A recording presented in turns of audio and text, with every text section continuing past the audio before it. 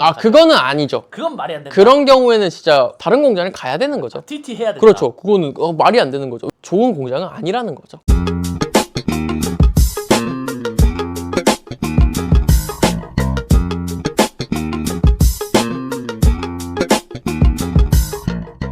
안녕하세요. 오랜만에 또 이렇게 사무실에서 영상 찍게 되네요. 맨날 현장만 가다가. 사무실이 제일 편하고 좋은 것. 따뜻한 연말입니다. 네, 따뜻한 연말인데 네.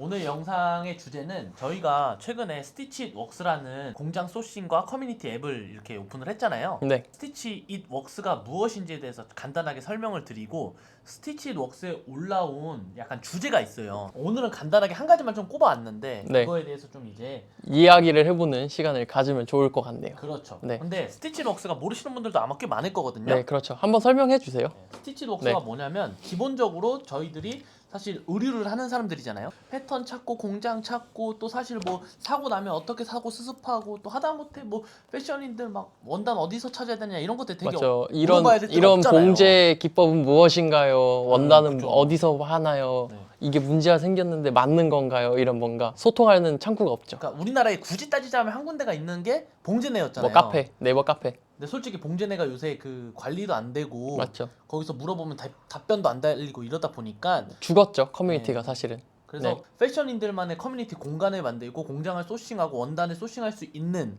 그런 앱을 만들었습니다. 그게 스티치웍스고요. 그 안에서 뭐 공장도 찾고 뭐 질문도 하고 하소연도 막 올라오고 맞아요. 누가 동대문에서 막 똥 쌌어요, 막 이런 그렇죠. 속보도 막 주시고, 네. 예, 되게 그래서- 재밌는 것들이 많이 올라오죠. 예. 그래서 그런 것들을 조금 이제 담아져 있는 앱이다라고 봐주시면 좋을 것 같고요. 그래서 그 중에서 이틀 전에 이 글이 올라왔더라고요. 그래서 이 글은 사실 옛날부터 되게 많이 논란이 됐던 얘기예요. 공임에 대한 얘기입니다. 공임. 공제 공임. 네, 저희의 생각을 말씀을 드리는 게 좋을 것 같아요. 한문철 TV처럼 네. 질문이 올라왔어요. 자, 제목. 원래 단가는 만들어봐야 아나요?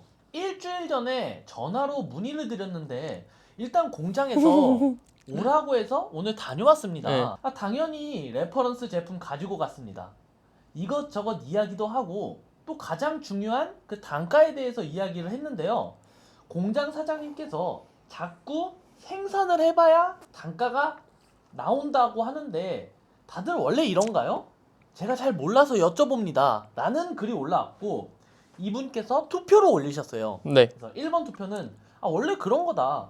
2번 투표는 다른 공장으로 가라. 39%가 원래 그런 거다라고 네. 했고요. 61%가 다른 공장으로 가라. 다른 공장으로 가라 네. 라고 했는데 일단은 질문자님께서 글을 작성해주신 그 배경을 저희가 좀 뜯어봐야 될 것 같아요. 일단 어떤 제품인지는 몰라요. 레퍼런스는 들고 가셨다고 하시고 이 질문하신 분이 실질적으로 생산 공정에 대해서 미팅을 했을 때 정확하게 협의가 되었는가? 근데 제가 네. 보기에는 여기 보면 잘 몰라서 여쭙습니다. 그렇죠. 보니까 그렇죠.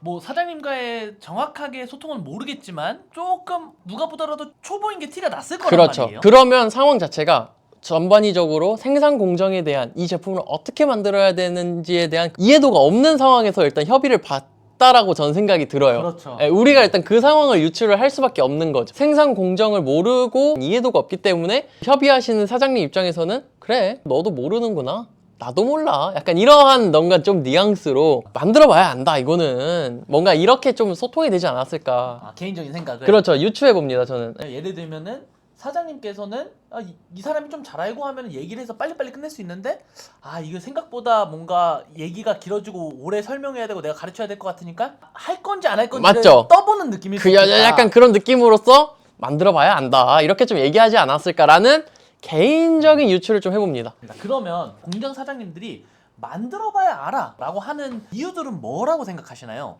과연 나한테 오더를 할 것인지 안 할 것인지, 네. 그리고 실제로 내가 이 사람이랑 일을 했을 때 조금 더 여유가 있을 것인지, 아니면 내가 하나부터 다 가르치면서 생산을 해야 될 것인지, 뭔가 이러한 감성적인 부분이 일단 첫 번째로 있을 것이고요. 네. 제가 만약에 공장을 대면한다거나 혹은 공장을 세팅했을 때는 그런 걸 여쭤봤을 것 같아요. 사장님, 그러면 메인 생산해 보시기 전에 샘플을 한번 해보고 단가를 정확하게 체크해 보시는 건 어떨까요? 라고 얘기를 해봤겠죠. 그렇죠. 질문을 해주시는 이 분께서는 그런 거에 대한 경험이 없으시다 보니까 속된 말로 말린 거다. 예, 말린 이렇게 우리가 상황을 유추해 볼 수 있지 않을까 만약에- 싶습니다. 근데 만약에 진짜 사장님이 PP도 만들어 봤다 또는 만들어 보지 않아도 될 만큼의 아주 기본물의 제품인데도 메인 생산을 다 끝나고 나서 공임이 나와라고 하는 경우는 어떻게 생각하세요? 그거는 아니죠. 그건 말이 안 된다. 그런 경우에는 진짜 다른 공장을 가야 되는 거죠. TT 해야 된다. 그렇죠. 그거는 말이 안 되는 거죠. 왜냐하면 공장을 운영하시는 분인데 생산 라인과 그 생산 공정에 대해서 이해도가 없으신 분이고 단가를 흔히 얘기하면 우리가 이성적으로 판단하는 게 아니라 감성적으로 이거 시간 오래 걸렸으니까 그냥 이 금액으로 결제 받아야지. 약간 이런 식으로 결제를 요청하는 거는 오히려 그거는 좋은 공장은 아니라는 거죠. 그러면은 이러한 상황일 때는 메인 생산 들어가기 전에 PP 샘플을 보고 이거를 만들어 보시고 단가를 알려주세요라고 하면 되는 거네요. 그렇죠. 두 번째로는 PP 샘플을 봤는데도 단가를 모르겠다라고 하는 경우는 그게 이제 도망을 그건 가라. 아닌 거죠. 그거는 알겠습니다. 이 제품에 대한 자신감이 없는 거죠. 그거는. 공장이 그렇죠. 예. 아니면 경험이 없을 그렇죠. 수도 그러니까 있겠네요. 그게 자신감이 없는 거죠. 결론은. 이해했습니다. 제가 말씀드리는 건 뭐냐면 공장을 운영하시는 분들이든 혹은 공장을 찾아가시는 분들, 그러니까 내가 공장을 소싱을 해야 되니까 미팅을 하는 분들이든 그 뭔가 말투나 이 사람이 하는 행동들이 그 어줍잖게 다 보이는 것들이면 오히려 공장 사장님들 입장에서는 조금이라도 높게 받고 싶을 거 아니에요. 그러면 안 되지만 제가 지금까지 만나봤던 사람들은 그랬던 것 같아요. 근데 이제 거기서 아는 척을 한다거나 오히려 막 잘난 척을 하면은 오히려 막 더 재수없어 보이고 네.